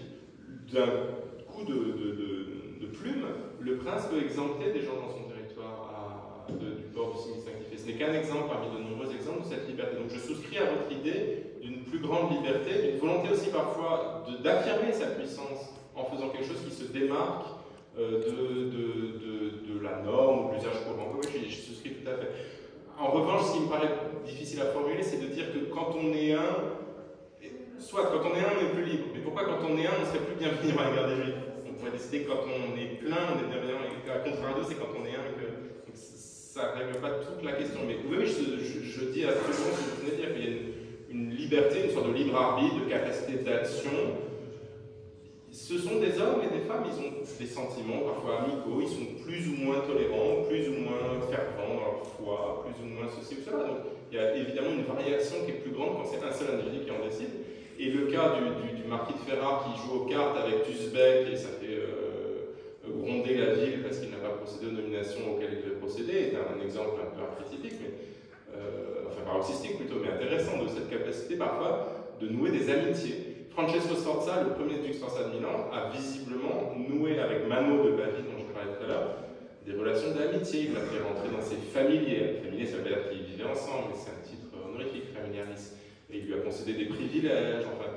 Donc il y a véritablement, dans certains cas, le sentiment qui s'impose en lisant les sources que ce libre arbitre, cette possibilité de faire ce qu'on veut, hein, quand on est prince, c'est pas encore Louis XIV, mais il y a quand même un peu ça, cette idée qu'ils ont bien le droit de faire à peu près ce qu'ils veulent dans leur état. Donc je suis assez d'accord avec vous.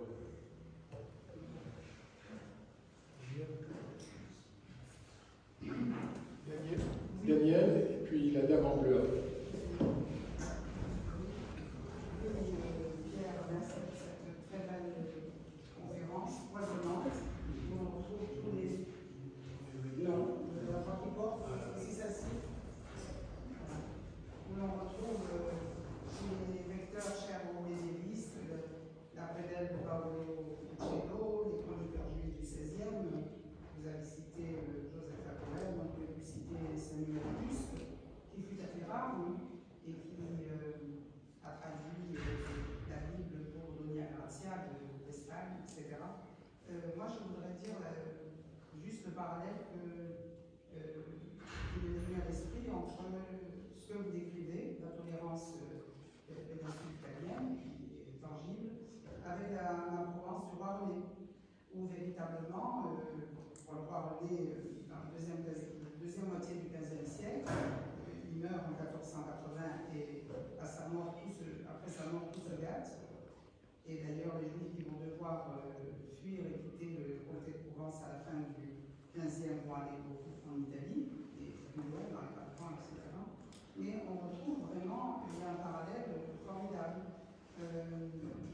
Il a été dit, c'est un l'abbé Arnaud Daniel qui le dit, que nul souverain n'a été aussi tolérant que le roi René, et nul aussi n'a autant taxé ces juifs, c'était une matière imposable notamment. Et quand vous évoquez les tumultes, les émois populaires d'Italie, en Provence, à Digne en 1475, il y avait une émeute anti-juive, et on a la lettre de protection du roi René où il dit explicitement qu'il ne faut pas convertir les juifs avant l'âge de 13 ans, pas de conversion forcée, où il a demandé pour la rouelle, il réduit la dimension de la rouelle, il demande que ce soit un fil rouge finalement qu'on voit à peine à distance. Et il y a cette même typologie des tumultes, des émois populaires, des commotions populaires, c'est très joli, vous parlez des lieux anti-juifs parfois, même meurtrières. Vos femmes juives en Italie, vous dites qu'elles sont plus actives que les consoeurs chrétiennes, en Provence aussi. Par exemple, à Arles, on a 30 couturières juives à un moment donné. Et elles sont surtout actives en tant que veuves pour poursuivre les activités des époux défunts. Et voilà, je voulais vous remercier parce que ça fourmillait, c'était foisonnant, très belle communication, qui m'a beaucoup rappelé la Provence de Rome. Merci beaucoup. Je peux vous entendre. Alors moi, je voudrais vous poser une question, mais c'est évidemment une question un peu absurde parce qu'on ne fait pas d'histoire contrefactuelle, mais pourquoi René, tout roi qu'il était, ne s'est pas senti investi comme tous ses copains, Capétien, roi d'Angleterre, roi d'Espagne, etc., de la mission, de l'obligation de les expulser? Oui, c'est vous qui me posez. Puisque le Christianissimus, je rappelle juste, en 1306, donc il y a fort longtemps par rapport à ce que j'évoque ici, en 1306 déjà, le roi de France, mais il n'avait pas encore avalé la Provence, donc les Juifs pouvaient rester en France, il les a expulsés de France. Ils sont un peu revenus, il les a réexpulsés en 1394. L'Angleterre, c'est 1290. L'Espagne, c'est 1492 et le Portugal, 1497. Et ce qui est extraordinaire, c'est que ces 4 ou 5 espaces politiques que je viens de vous nommer, comme par hasard, ça c'est Salo-Baron déjà qui l'a vu, ce sont les monarchies nationales, et les seules monarchies nationales. L'Allemagne, elle se fera au XIXe siècle, l'Italie, pareil, plus loin à l'est, c'est des espaces qui sont encore soumis à beaucoup plus de bouillonnement.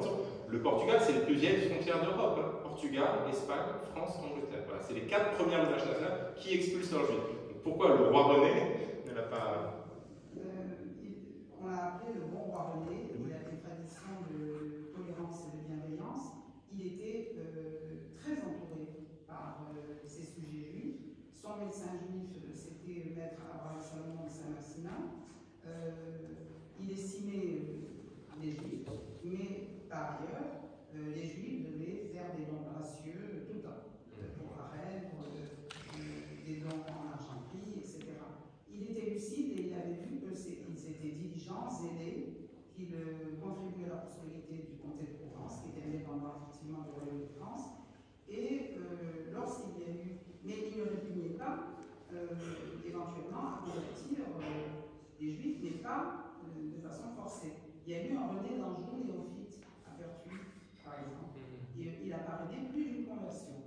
Mais il voulait le calme, et quand il y a eu des émeutes, il assurait ses sujets juifs de sa sauvegarde royale. Et effectivement, il n'y a pas eu d'expulsion sous son règne, mais ça a suivi dès que le comté est devenu français. En 1498, Exact, 1500, 1401. Ou 1401. Merci beaucoup. C'est moi qui vous remercie. Dernière question. Je vais poser une question naïve, mais après l'intervention plus vite de la personne qui m'a précédée, je suis un petit peu désolée. Je voulais savoir s'il y avait on avait des connaissances sociologiques justement sur ces groupes juifs.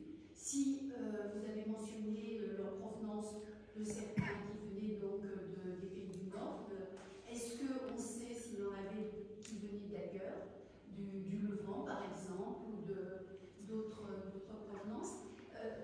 Madame a parlé aussi d'autres métiers justement. Vous avez mentionné surtout la banque. Je voulais savoir si on avait connaissance de l'existence de médecins comme dans certains autres endroits où ils ont été des médecins très fameux, etc. Et puis, pour terminer, est-ce que la puissance économique qu'ils représentaient en tant que banquier, par exemple, a été étudiée? Parce que vous parlez de ce pauvre homme qui doit payer la construction d'une église et d'un tableau à Montaigne. Je suppose que ça représentait des sommes importantes. Oui, ce ne sont pas des questions naïves, ce sont de grandes questions. Je crois en avoir noté 3, je vous remercie beaucoup. Alors, commençons par la géographie, qui n'est pas la sociologie. Oui, on connaît leur programme. Moi, j'ai parlé de quelques cas, j'ai parlé de ces Juifs de Nuremberg.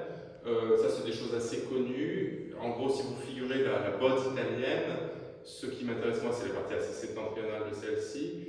Et à l'époque que j'étudie, le grand 15e siècle, c'est un lieu où converge un mouvement, alors on l'appelle ascendant, mais ça ferait bondir un géographe parce que le sud est par en bas et le nord en haut, mais bon, un mouvement sud-nord, disons.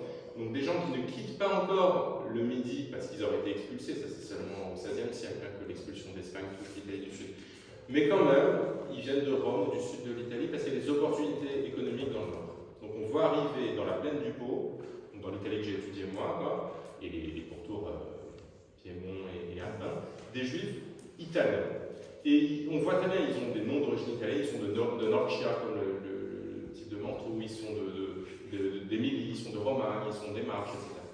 Et ce mouvement rencontre un mouvement qui, lui, nécessairement passe les montagnes, passe les Alpes, qui est composé de Juifs alors, français, bientôt provençaux, comme l'a dit votre voisine, mais pas encore beaucoup, mais français, parce qu'il est expulsé, et allemands. Enfin, je prends des catégories anachroniques, mais du monde germanique, disons. Jusqu'à aujourd'hui, alors aujourd'hui il n'y a plus vraiment de communauté, mais jusqu'au XXe siècle bien avancé, Primo Levi en parle, il y a 3 communautés piémontaises qui pratiquaient le rite français. Un rite ashkénaze de 1306. Les expulsions anciennes, alors éventuellement médiées par un passage en Provence, mais enfin, on appelle ce minag, ce rite, cette liturgie, le minag Apam, parce que ce sont les villes de Asti, Fossano et Moncalvi, enfin, c'est un acronyme formé par les trois villes. Donc c'est la preuve, c'est une sorte de conservatoire liturgique, la liturgie c'est très conservateur, qui rend compte de cette présence française et surtout quand même germanique. Donc eux, ce sont des juifs ashkénazes ou issus de Tsarfat ou de Provincia, Languedoc et Provence ou du monde germanique, et donc ils rencontrent les juifs du sud et du centre de l'Italie. D'orientaux, il n'y en a pas encore. Plus tard, il y aura des Espagnols et des Portugais, des Maranes, etc. au XVIe et XVIIe siècle. Les juifs orientaux nombreux en Italie, il y en a un peu, il y a Livourne, et puis il y en a au XXe siècle en fait, surtout. Les juifs de Libye, c'est Kadhafi qui les a chassés. La sociologie, si la question est a-t-on des éléments, la réponse est oui. La question, ce qui serait en a-t-on beaucoup, appellerait une réponse plus nuancée. On ne peut pas faire une sociologie des juifs du XVe siècle comme on peut le faire même au XVIIIe siècle. On n'a pas les décomptes exhaustifs des richesses, les assiettes fiscales, son apologie de Rome, on ne peut pas faire ça. En revanche, on a beaucoup d'éléments quand même, on voit bien qu'il y a des niveaux de richesse très différents. Moi j'ai beaucoup étudié les dots. Bon, ben, les dots, voilà, quand vous donnez à votre fille 50 ou 500 écus de dot, ça doit bien vouloir dire quelque chose de votre richesse. Et du coup, on aperçoit quand même une échelle des richesses très ouverte, il y a beaucoup de juifs pauvres, et ça regroupe, alors du coup, la dernière de vos questions, qui est une question que je vous remercie de me poser parce qu'elle me permet de clarifier les choses, sur des activités professionnelles. Souvent, on voit entrer les juifs dans la documentation par le prêt d'argent. Et pourtant, jamais la majorité des juifs n'a été constituée de prêteurs, et jamais la majorité des prêteurs n'a été constituée de juifs. C'est deux vérités simples, complémentaires. Alors, si ce n'était pas des juifs, c'est donc qu'il y avait plein de prêteurs chrétiens qui prêtaient en filoutant, ou même sans filouter, parce que c'était permis, qui constituaient des opérations économiques conjointes. Je ne te prête pas de l'argent, je t'associe à moi et tu me donnes. Bon, il y a mille façons de faire. Encore aujourd'hui, c'est des pratiques attestées. Et donc voilà, le prêt n'est qu'une des activités parmi d'autres chez les juifs, mais c'est souvent comme ça qu'on les voit dans la documentation. Si à Pavie en 1387 il faut rédiger une condota, c'est parce que ces types-là veulent arriver à prêter de l'argent. Mais après, il y a 1000 activités. Les activités les plus emblématiques sont celles de donc, banquiers. Mais banquier, c'est vraiment prêteur d'argent naturel. Aujourd'hui, qu'est-ce que vous faites dans une banque? Vous lui empruntez de l'argent, comme chez un juif. Sauf qu'à l'époque, c'est parfois du microcrédit. Hein. C'est le déjeuner du midi qu'on les rembourse ce soir. C'est pas forcément pour acheter une maison. C'est toutes les modalités du prêt, depuis le prêt très modeste jusqu'au prêt du prince. Mais aujourd'hui, dans une banque, ce que j'y fais moi, c'est que j'y reçois mon salaire, c'est que j'y dépose de l'argent. Donc ce n'est qu'une des fonctions de la banque que remplissent les juifs. Mais ils la remplissent indéniablement. Vous avez dit la médecine, vous avez parfaitement raison, ça ne représente pas 30% des hommes, hein, des activités des hommes, mais c'est quand même une activité très importante politiquement. Le médecin n'est pas souvent un juif, enfin, et puis c'est une médecine, alors on est à Montpellier, c'est intéressant d'en parler, c'est une médecine non universitaire. Encore qu'à Padoue, il y ait un certain nombre de juifs qui se sont inscrits à l'université, qui était pourtant une institution ecclésiastique, ce qui est extraordinaire.